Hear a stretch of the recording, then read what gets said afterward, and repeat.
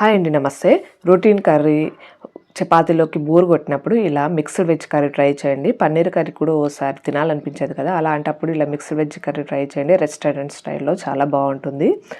ఇక లేట్ చేయకుండా వీడియోలోకి వెళ్ళిపోదాం. దానికంటే ముందు మన ఛానల్ ఫస్ట్ టైం చూస్తారంటే please like, share and subscribe. ఒక మిక్సీ జార్ తీసుకోవాలి. దాంట్లో టేబుల్ స్పూన్ వరకు ధనియాలు, అలాగే 1 టీ స్పూన్ వరకు నువ్వులు, 1 టీ స్పూన్ వరకు గసగసాలు, ఒక 1/2 టీ స్పూన్ వరకు మిరియాలు, అలాగే 3 లవంగ, ఒక దాల్చిన చెక్క, అలాగే 2 ఇలాచీలు. ఇవన్నీ మసాలా దినుసులు మీకు స్పైసీ తగ్గట్టు వేసుకోండి. తర్వాత 1 టీ స్పూన్ వరకు జీలకర్ర, మంచి టేస్ట్ కోసము 4 కాజులు, అలాగే 4 నుండి 5 వరకు బాదం వేసుకోవాలి. బాదం అనుకుంటున్నారు కానీ బాదం మంచి ఫ్లేవర్ వస్తుందండి దీంట్లో, స్కిప్ చేయకండి. అలాగే కొద్దిగా పుదీనాకులు వీడియోలో చూపించినంత.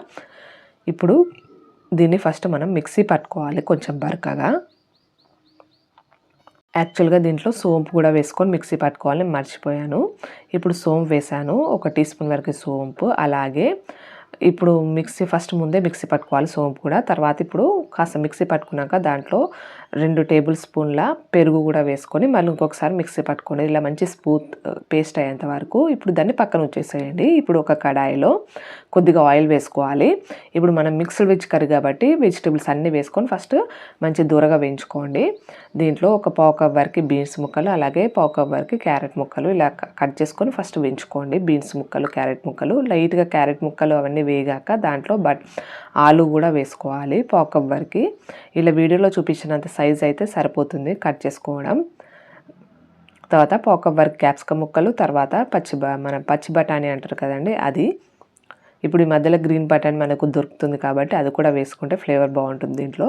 ఇలా లైట్గా ఒక 10 నిమిషాలు వేయించుకోవాలి. ఇలా వేగినాక ఇప్పుడు దాన్ని పక్కన తీసేసి పక్కన ఉంచేసేయండి. తర్వాత ఇప్పుడు పన్నీర్ కూడా, నేను పన్నీర్ కాస్త చిన్నగానే చేసుకున్నాను సైజు. మీరు సైజ్ అనేది కాస్త పెద్ద కూడా చేసుకోవచ్చు. ఇలా గోల్డెన్ కలర్ అయ్యేంత వరకు వేయించుకోవాలి పన్నీర్. ఇప్పుడు పన్నీర్ పక్కన తీసేయండి. ఇప్పుడు అదే కడాయిలో కాస్త ఆయిల్ వేసుకోవాలి. దాంట్లో ఒక పచ్చిమిర్చి పోపు వరకు, తర్వాత ఒక బగారాకు, తర్వాత కరివేపాకు, అలాగే కొద్దిగా ఆనియన్స్ సన్నగా కట్ చేసుకొని వేసుకోవాలి.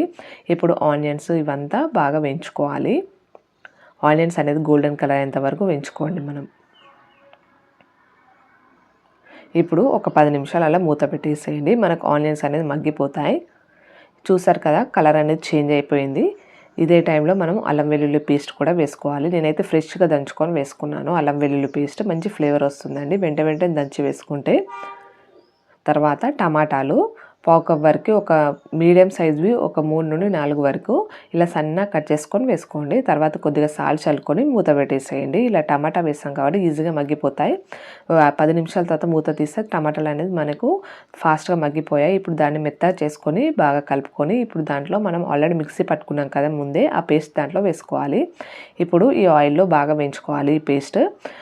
తర్వాత 1 టీ స్పూన్ వరకు పసుపు, అలాగే మీకు రుచికి సరిపడా కారం మీ స్పైసీ తగ్గట్టు వేసుకోవాలి. తర్వాత ఒక 1/4 టీ స్పూన్ వరకు గరం మసాలా. ఇది గరం మసాలా ఇవన్నీ వేసాం కాబట్టి కారం అనేది మీరు రుచికి సరిపడా వేసుకోండి. పిల్లలు తినే వాళ్ళు ఉంటే కొంచెం తక్కువ వేసుకోండి. ఇప్పుడు బాగా కలుపుకొని మనం పచ్చివాసన పోయేంత వరకు దీన్ని అలాగే ఉంచుకోవాలి, ఒక 5 నుండి 10 నిమిషాల వరకు. యాక్చువల్గా ఎండు కొబ్బరి పొడి కూడా మీరు కావాలంటే దాంట్లోనే మిక్సీ పట్టుకోవచ్చు. మిక్సీ జార్లో దాంట్లో వేసుకొని మిక్సీ పట్టుకోండి. నేనైతే గ్రేట్ చేసుకున్నాను. ఇలా గ్రేట్ చేసుకొని కొంచెం మనకు ఫ్రై అయ్యాక ఈ పేస్ట్ అనేది దాంట్లో లైట్గా వాటర్ యాడ్ చేసుకోండి. యాడ్ చేసుకొని ఇప్పుడు ఆల్రెడీ మనం వేయించుకున్నాం కదా వెజ్జీస్ అన్నీ ఇప్పుడు దాంట్లో వేసుకోవాలి. వెజిటబుల్స్ అన్నీ వేసుకొని బాగా కలుపుకోండి.